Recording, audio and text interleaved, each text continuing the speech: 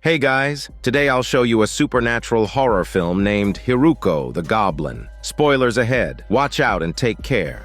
The movie begins in the tranquil countryside, where a youthful girl named Tsukishima excitedly pedals her bicycle forward. The wind blowing across the fields stirs up waves of green, amplifying the joy in Tsukishima's heart. Her excitement, however, is not due to an upcoming rendezvous with a lover, but rather a meeting with her teacher, Takashi, who is an archaeologist and is currently exploring an ancient tomb recently discovered within their school. The eerie atmosphere inside the tomb sends chills down his spine, and a sense of foreboding gradually seeps into his heart. Before he can investigate further, Tsukishima arrives. Seeing her, Takashi urgently advises her to leave, but Tsukishima, equally interested in archaeology, refuses to back down easily. As they argue, Tsukishima suddenly goes pale, her eyes wide with terror, staring at something ahead. She asks what it is in a trembling whisper like a little chicken. Following her gaze, Takashi is struck with fear, his body frozen in place. Under the horrifying shadow, an unknown creature, panting heavily, charges at them.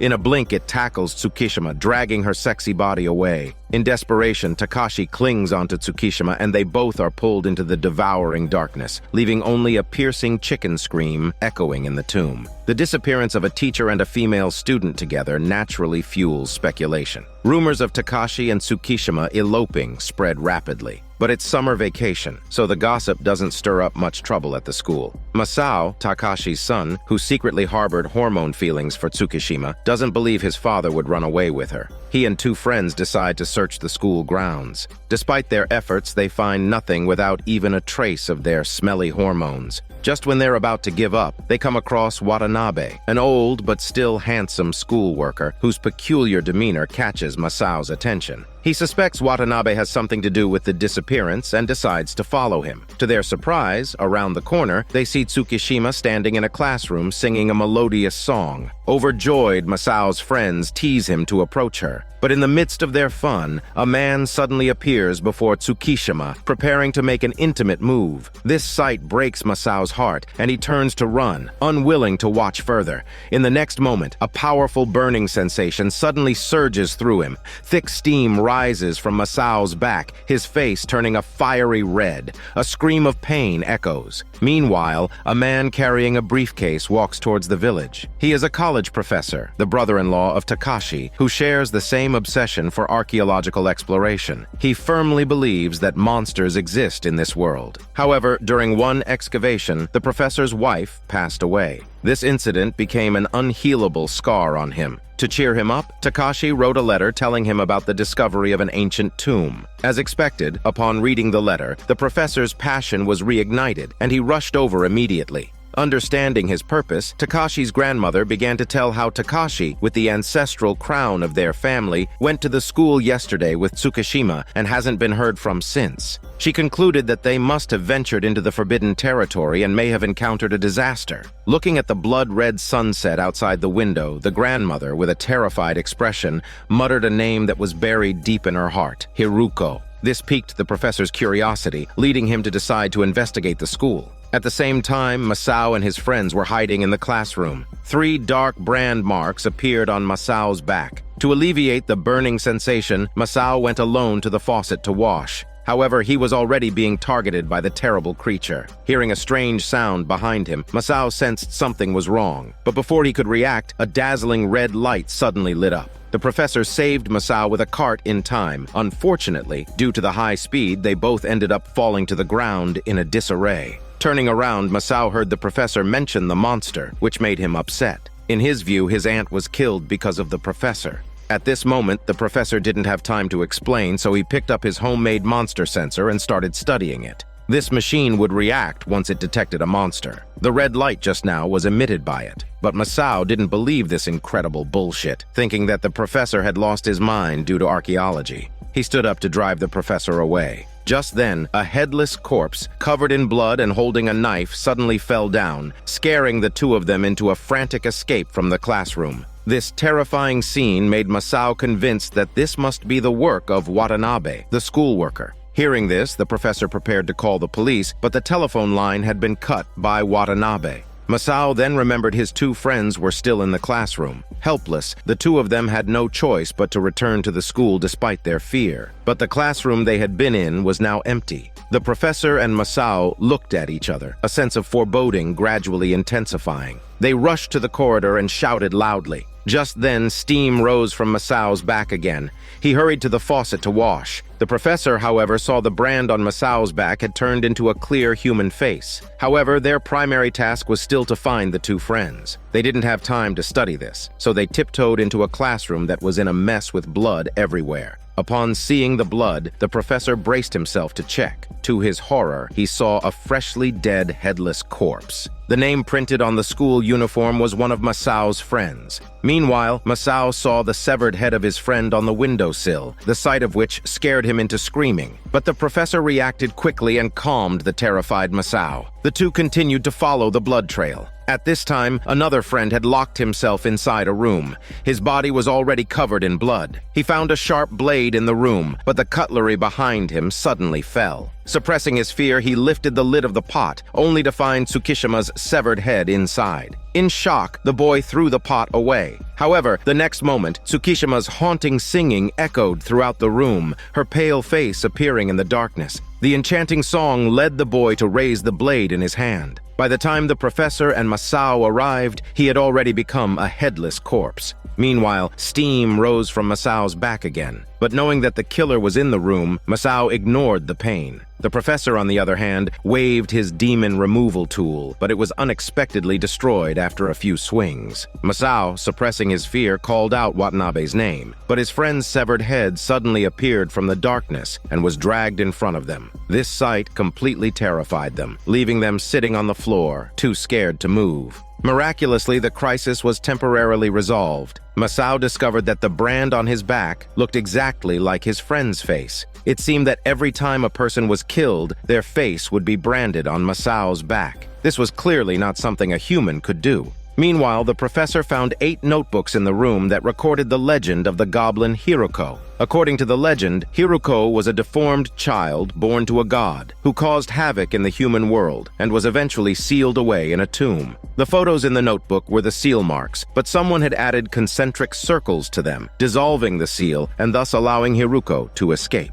The most pressing issue was to find the ancient tomb and reseal HIRUKO, otherwise all the villagers would be in danger. Understanding the urgency of the situation, the professor took out various tools from his suitcase and went with Masao to the location recorded in the notebook to find clues. At this point, Tsukishima's cold singing echoed again. Her face was quietly floating on the lake surface, and the eerie scene was amplified by the rising fog. The next moment, 6 spider-like legs emerged from the water, carrying Tsukishima's severed head to the shore. This nauseating monster was the terrifying HIRUKO. Unaware of this, the two men discovered a stone tablet with inscriptions in the woods. After the professor's research, he found that it was inscribed with the curse to seal HIRUKO. They quickly noted down the curse and rushed to the next location, where they ran into the mysterious Watanabe. Seeing them, Watanabe attacked the professor without a word. Seeing this, Masao pounced on him, snatched Watanabe's shotgun, and subdued him. With the crisis resolved, the professor once again went into the woods, where he found a new statue. Masao quickly came to check. Watanabe reached out to tear off Masao's clothes, but he froze when he saw the terrifying brand and watched them flee in panic. Before the two escapees could catch their breath, the sensor suddenly lit up in red again, indicating that HIRUKO was nearby. They braced themselves and turned around, only to see the horrifying creature clinging to the wall. The professor was scared into a sudden scream, and together with Masao, they quickly fled. They ran all the way to the second floor of the school, but separated at a fork in the road. Seeing HIRUKO closing in, Masao didn't dare to join the professor and could only keep running forward, eventually hiding in a music classroom. Just then, Tsukishima's song rang out again. She was sitting at the piano, flashing a sweet smile at Masao. The scene was enough to dispel all fear. Masao walked towards her in a daze, but tripped over and fell to the ground. When he looked up, he saw a bizarre sight. Now, Masao realized what Tsukishima truly was and ran away in terror, doing everything he could to lock HIRUKO in the room. He even found an electric saw, determined to eliminate this monster. However, during his search, a transparent liquid fell from above. Masao looked up, only to see Tsukishima's pale face. As Hiruko fell, the scene in front of Masao abruptly changed. It was a bright and breezy day, and not far away, the people he cared for were happily picnicking. Tsukishima was shy and sweet, and Masao was captivated by her. Then she asked Masao if he knew the spell to open the ancient tomb. When she found out he didn't know, her voice suddenly turned cold, and she instructed him to kill himself. Her words were like a spell, persuading Masao to lift the electric saw. Just as it seemed he was about to die, the professor's voice suddenly rang out, awakening Masao from the illusion. Opening his eyes, he saw Tsukishima's terrifying face. The professor managed to pull Hiruko down with all his might, and despite the monster's chilling cries, the professor and Masao broke through the door and ran out of the building. However, Hiruko was still on their heels. In panic, the professor ran into the trap he had prepared. Seeing this, Hiruko let out a laugh, but the next moment, the professor pulled out an insect repellent. Unable to stand the pungent smell, Hiruko curled up and rolled into the trap next to him. At the same time, Watanabe arrived, ready to finish off the monster with his shotgun. But seeing Tsukishima's face through the hole, Masao's heart ached for her pitiful appearance. He did everything he could to stop Watanabe from shooting. In the midst of the struggle, the professor was horrified to see Hiruko sprouting wings and flying into the darkness. At this point, Watanabe pushed the professor aside and fired repeatedly. The next moment, everything went silent. Watanabe cautiously peeked out to check, and the next moment, Hiruko suddenly burst out. Before he could react, Hiruko thrust its smelly tongue into his mouth and disappeared into the dense forest in a puff of smoke.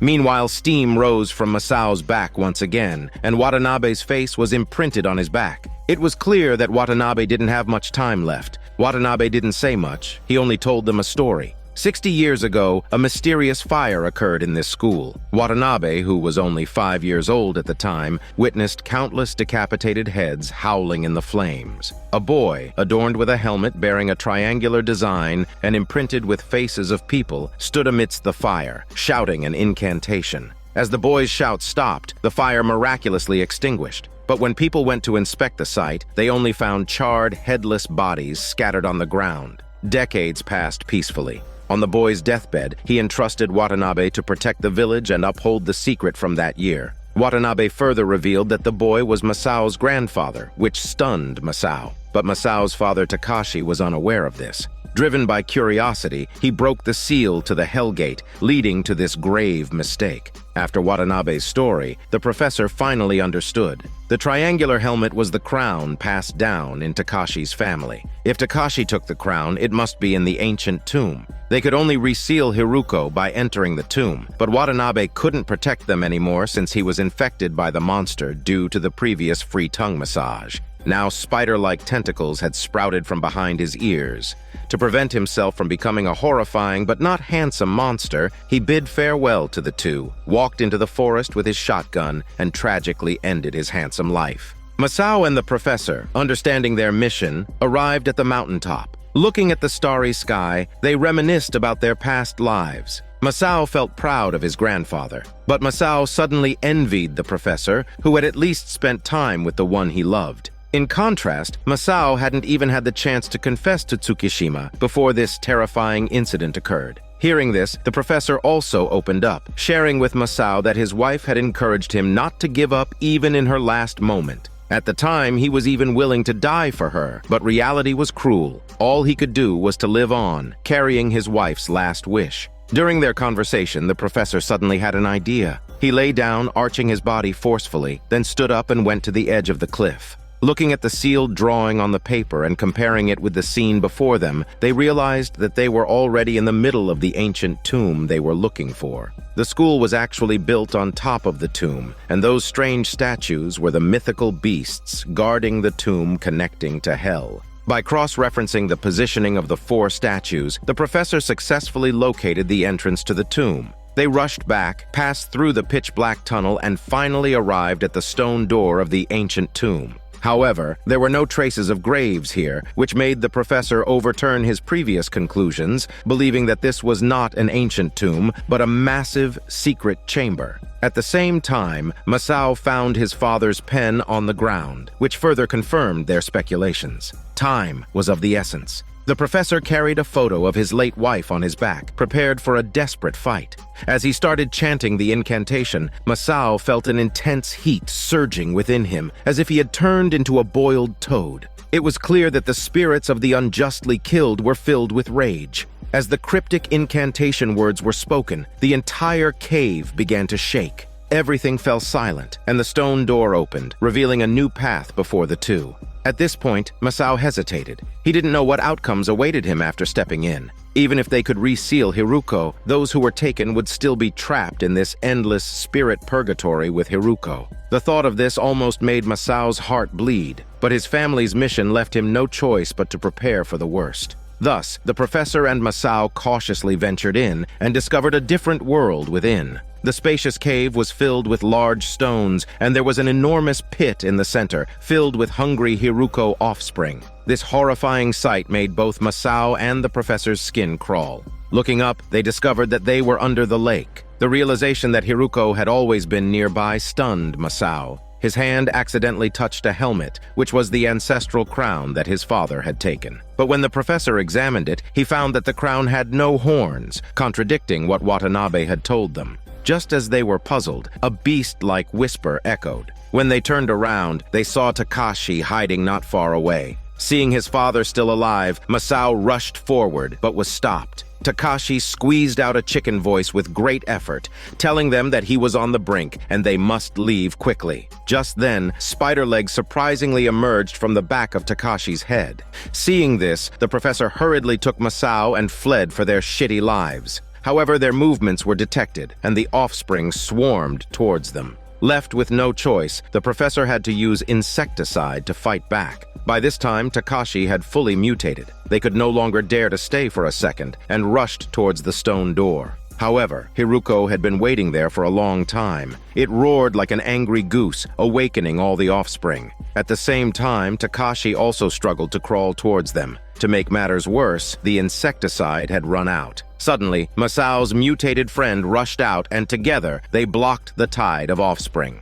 Seeing this, the professor quickly chanted the incantation, and finally, at the last moment before the stone door closed, he escaped with Masao. Right now, all they needed to do was erase the concentric circles to reactivate the seal. However, as the professor stood up, Masao was horrified to see Hiruko actually clinging to his back. Before he could warn him, the professor was pulled into an illusion, back to the day his wife died. He watched helplessly as she stepped back and fell off the cliff. The scene of powerlessness made the professor grief-stricken. Meanwhile, Hiruko took advantage of his vulnerability, coaxing him to open the stone door. Seeing all the Hiruko about to be released, Masao recalled Watanabe's words. So he raised the crown with the triangle, began reciting the sealing spell, and placed the crown on his head. He was determined to make Hiruko pay in blood, to let the imprisoned souls rest, and to fulfill his family's mission. As the incantation was recited line by line, a raging fire suddenly ignited on Hiruko's body. It could no longer focus on binding the professor, and filled with resentment, it hurriedly escaped back into the cave. As the last character of the spell was spoken, everything around them calmed down. Masao quickly erased the concentric circles. After he finished all this, the face imprint on his back disappeared. The nightmare was finally over. At this moment, the professor also woke up from the illusion. The two survivors supported each other and walked towards the light. On their way back, the spirit of Tsukishima floated out of the lake. All the unjustly killed souls ascended to heaven. They could finally rest in peace because they knew that the village's guardian had a successor. All was settled, and the village was still a thriving scene. No one knew what had happened last night, and the professor didn't plan to report it. Perhaps it was best to leave it as a legend. Masao decided to follow in his grandfather's footsteps, protecting the village until his last breath. After all, it is the heroes who are willing to make sacrifices that can let the warm sun shine in every corner of the dusty world.